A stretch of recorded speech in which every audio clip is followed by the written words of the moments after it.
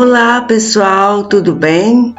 Espero que esteja tudo bem, assim como está comigo. Você já agradeceu a Deus hoje? Tantos motivos que temos para agradecer, não é mesmo?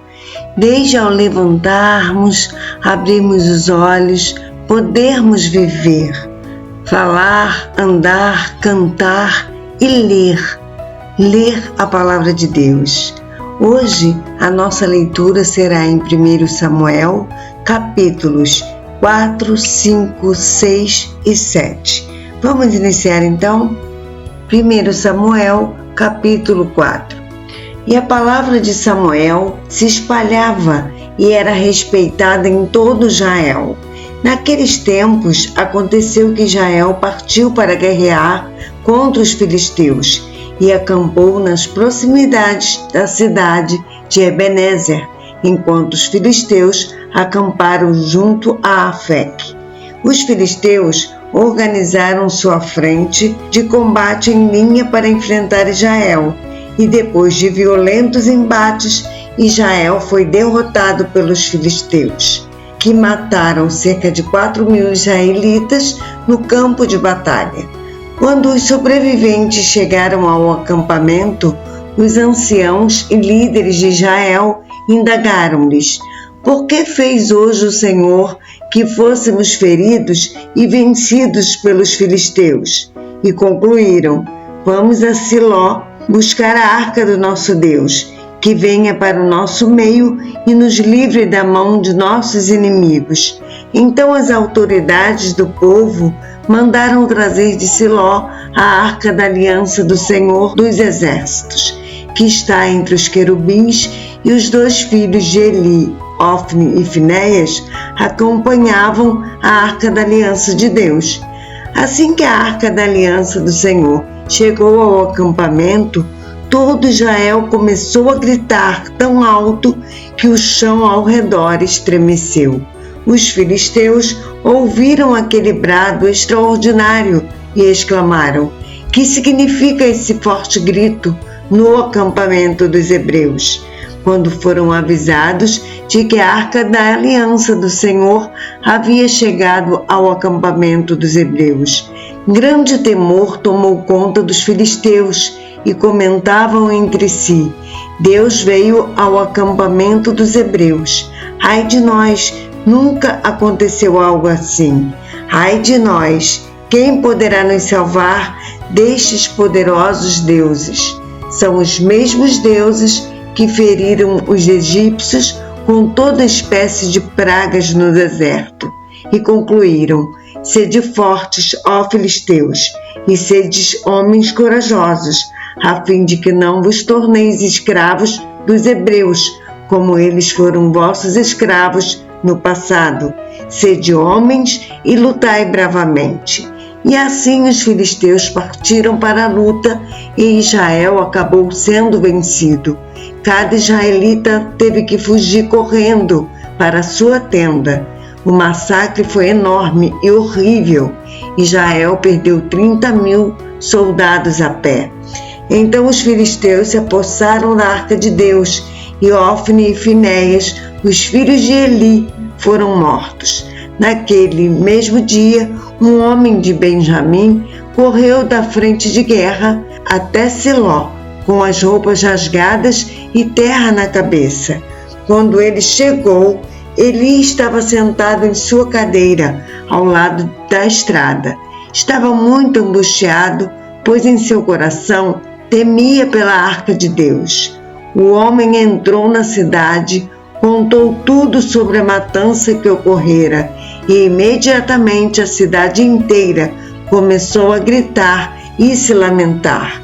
Eli ouviu o clamor do povo ao longe e perguntou: que grande alarido é esse na cidade? E o benjamita se apressou e veio correndo trazer as notícias a Eli. Estava Eli com 98 anos de idade.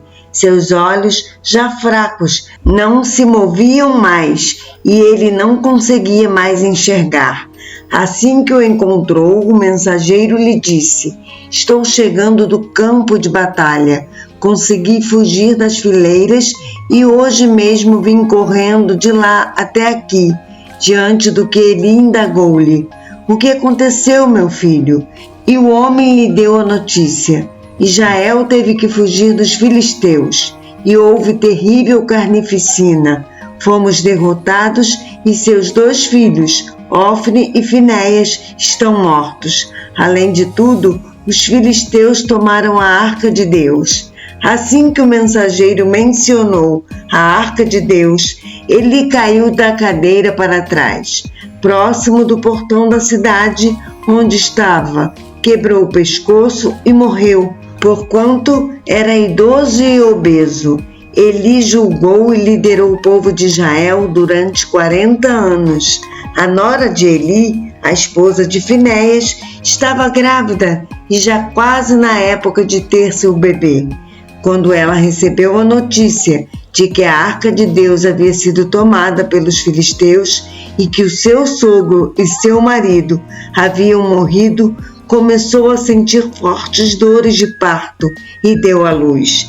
Ela estava morrendo, mas as mulheres que a ajudavam lhe rogaram: tenha coragem, anima-te, porque tiveste um filho. Ela, porém, nem conseguiu responder, nem dar atenção.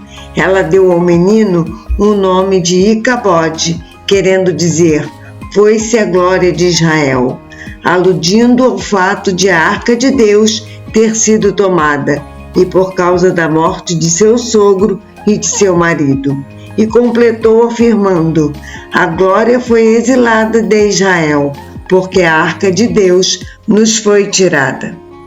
1 Samuel capítulo 5. Depois de tomarem a arca de Deus, os filisteus a levaram de Ebenezer para a cidade de Asdod e a depositaram no templo que eles dedicaram ao deus Dagom, ao lado de sua estátua. No dia seguinte, ao romper da manhã, os moradores de Asdod observaram que a imagem de Dagom estava caída de cara no chão, exatamente na frente da arca do Senhor. Imediatamente, eles ergueram a estátua de Dagom e a colocaram de volta em seu lugar. Contudo, na manhã seguinte, quando se levantaram ao raiar do dia, lá estava novamente Dagom caído, rosto em terra, diante da arca do Senhor. As mãos e a cabeça da estátua de Dagom haviam sido quebradas e estavam sobre a soleira, só o seu corpo ficou no lugar. É por este motivo que até hoje os sacerdotes de Dagom e todos os que o adoram em Asdod não pisam sobre o patamar junto à entrada da porta do seu templo.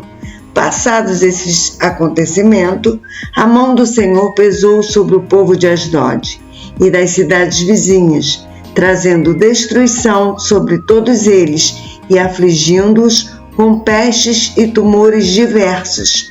Quando os habitantes de Asdod notaram o que estava acontecendo, em toda parte exclamaram: não fique mais conosco a arca do Deus de Israel, porque a sua mão se endureceu contra nós e contra o nosso Deus Dagom. Então mandaram que alguns mensageiros fossem chamar todos os 5 príncipes filisteus e lhes indagaram: que devemos fazer com a arca do Deus de Israel? E tomaram a seguinte decisão: a arca do Deus de Israel seja transportada imediatamente a Gate. E então levaram a arca do Deus de Israel. Entretanto, logo depois que a arca chegou àquela cidade, o Senhor Deus castigou severamente aquele povo e pôs medo em todos os habitantes daquela região. Surgiram tumores em todas as pessoas de Gate, nos idosos e nos jovens, tanto nas mais importantes e ricas como nas mais humildes e pobres. Então enviaram a arca de Deus para Ecrom.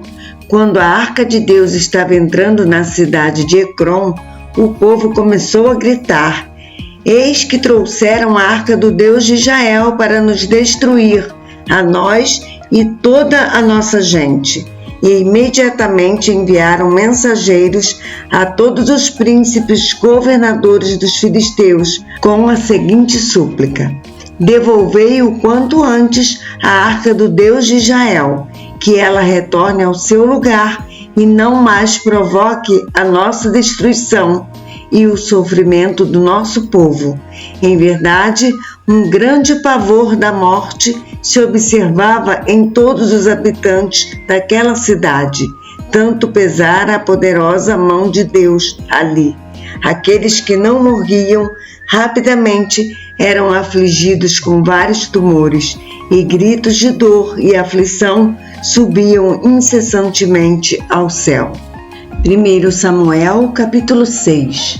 Quando já havia passado 7 meses que a arca do Senhor estava nas terras dominadas pelos filisteus, então eles decidiram chamar os seus sacerdotes, magos e adivinhadores e lhes indagaram: que devemos fazer com a arca do Deus de Israel? Dizei-nos como havemos de devolvê-la ao seu devido lugar. Então aqueles sábios lhes orientaram: se desejais devolver adequadamente a arca do Deus de Israel, não a envieis vazia, porém mandai com ela uma oferta generosa pela reparação de culpa. Assim sereis curados e sabereis por que a mão do Deus de Israel persiste em castigá-los.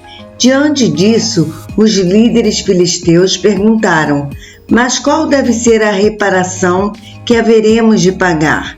Responderam-lhes: de acordo com o número dos príncipes filisteus, 5 esculturas em ouro no formato de tumores e 5 de ratos, porquanto foi essa a praga que vós e os vossos governantes sofrestes. Fazei imagens dos vossos tumores e imagem dos vossos ratos, que devastam a vossa terra, e dai glória ao Deus de Israel. É bem possível que este gesto alivie a mão de Deus de cima de vós, do vosso Deus e de toda a terra onde habitais, porque endurecerias o vosso coração como o fizeram os egípcios e Faraó. Somente quando Deus os tratou com grande rigor e humilhação foi que eles deixaram os israelitas seguirem o seu caminho.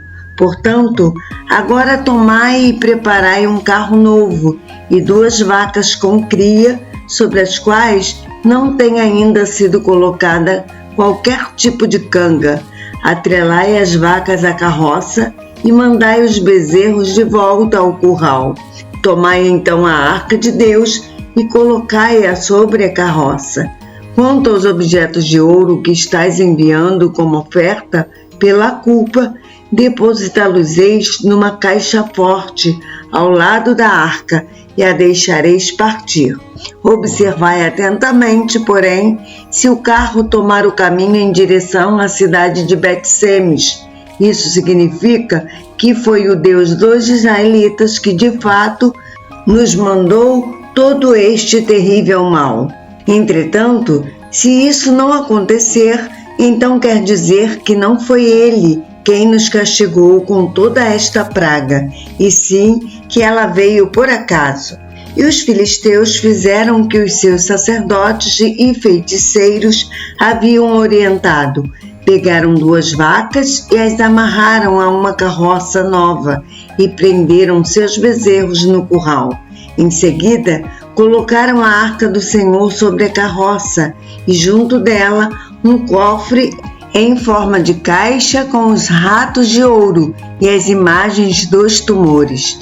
E aconteceu que as vacas se movimentaram diretamente com o destino a Bet-Semes e mantiveram-se resolutas nesta estrada, mugindo por todo o caminho e não se desviaram um só momento, nem para a direita, nem para a esquerda. E os governantes e líderes dos filisteus as seguiram até a fronteira de Bet-Semes. Entre mentes, o povo de Bet-Semes estava colhendo trigo no vale, e assim que avistaram a Arca da Aliança voltando, alegraram-se grandemente. Aquele carro filisteu, puxado pelas 2 vacas, chegou ao campo de Josué, de Bet-Semes e ali parou ao lado de uma grande rocha. Em seguida, cortaram toda a madeira da carroça para o fogo e ofereceram as vacas em holocausto a Yahvé. Então os levitas desceram a arca do Senhor e o cofre com os objetos de ouro, e haviam depositado tudo sobre a grande pedra. E naquele dia, o povo de Bet-Semes apresentou ao Senhor ofertas que foram totalmente queimadas e também sacrifícios de animais. Os 5 príncipes filisteus observaram tudo isso e no mesmo dia retornaram para Ecrom. As esculturas de ouro, simbolizando os tumores que os filisteus pagaram em reparação pelos seus pecados contra o Senhor, foram destinadas uma por cidade, e assim enviaram uma peça de ouro para Asdod, Gaza e Ecrom. O número dos ratos de ouro foi de acordo com o número de cidades filisteias, que pertenciam aos 5 príncipes filisteus, isto é, tanto as cidades fortificadas, protegidas por muralhas, como as aldeias e povoados vizinhos.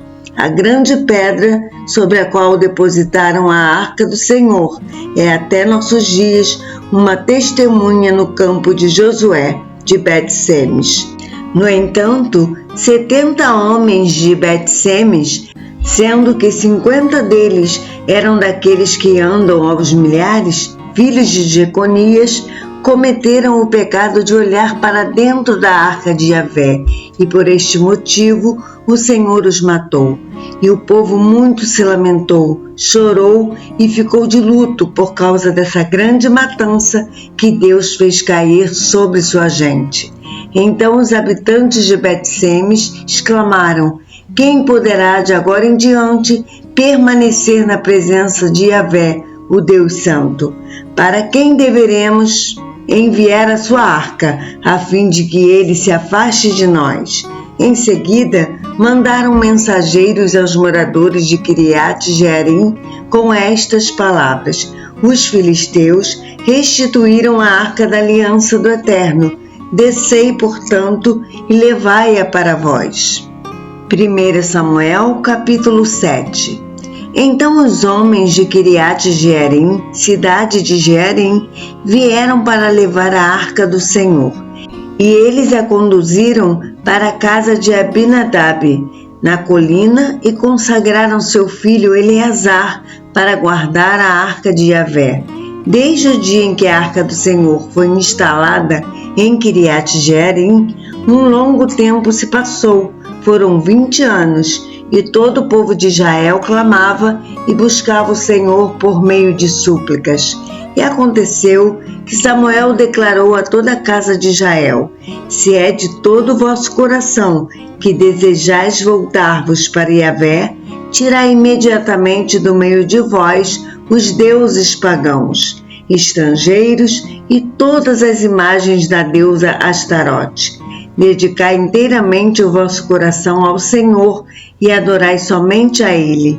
Então Ele vos livrará da mão dos filisteus. Em seguida, todos os israelitas jogaram fora suas várias imagens de Baal, Astarote e os outros deuses e passaram a reverenciar exclusivamente a Deus, o Senhor.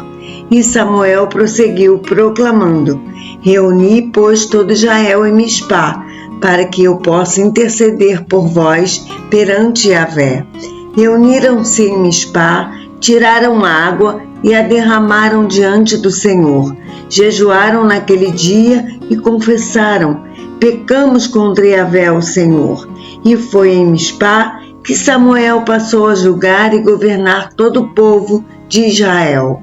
Logo que os filisteus foram informados que os israelitas se haviam reunido em assembleia em Mispá, os príncipes líderes do povo filisteu subiram com o objetivo de atacar Israel. Sabendo disso, os filhos de Israel sentiram um grande medo dos soldados filisteus. Correram para Samuel e lhe rogaram: não cesses de invocar o nome de Yahvé, nosso Deus, para que ele nos salve das mãos dos filisteus. Então Samuel tomou um cordeirinho, ainda não desmamado, e o ofereceu inteiro como holocausto ao Senhor, pelo povo de Israel. E Yahvé o ouviu e respondeu à sua oração. Enquanto Samuel estava queimando completamente o sacrifício que oferecia a Deus, os filisteus atacaram Israel. Mas naquele dia, porém, o Senhor trovejou com fortíssimo estrondo contra o exército filisteu. Colocou todos os soldados em pânico e foram derrotados por Israel. As forças militares de Israel saíram de Mispá e perseguiram os filisteus até uma certa região localizada abaixo de Bet-car, exterminando-os pelo caminho.